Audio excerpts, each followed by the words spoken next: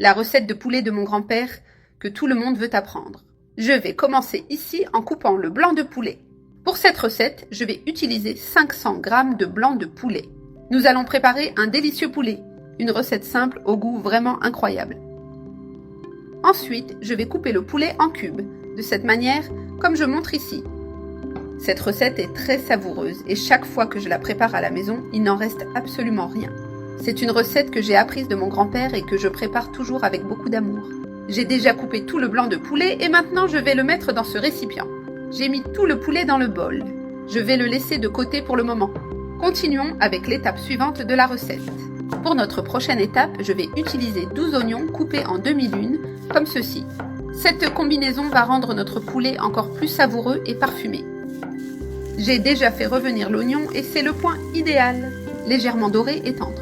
Maintenant, je vais transférer l'oignon revenu dans le poulet que nous avions déjà réservé. Passons à l'assaisonnement de ce poulet. Je commence par ajouter une cuillère à café de sel. Ensuite, une demi-cuillère à café de poivre noir et une cuillère à café de paprika, en plus d'une cuillère à café d'origan pour compléter l'assaisonnement. Maintenant, je vais bien tout mélanger pour m'assurer que le poulet soit bien assaisonné de façon uniforme. J'ai bien mélangé pour que les ingrédients s'intègrent complètement. C'est une façon différente de préparer le poulet au quotidien. Mélangez bien tous les assaisonnements avec le poulet en vous assurant qu'il soit bien réparti. Ensuite, je vais transférer le poulet assaisonné dans un autre récipient.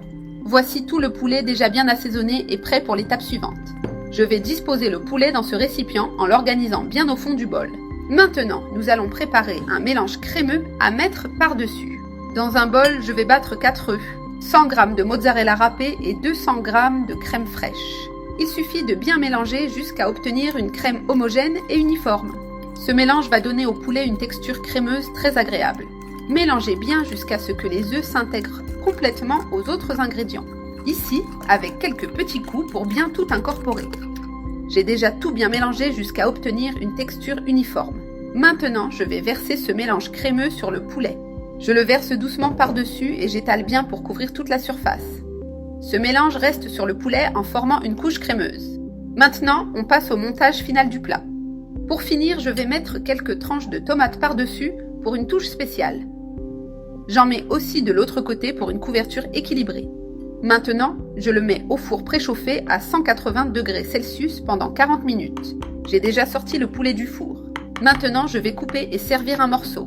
De ce poulet qui a un arôme très agréable, je vais couper ici avec précaution. Et maintenant, je le sers dans l'assiette pour montrer le résultat.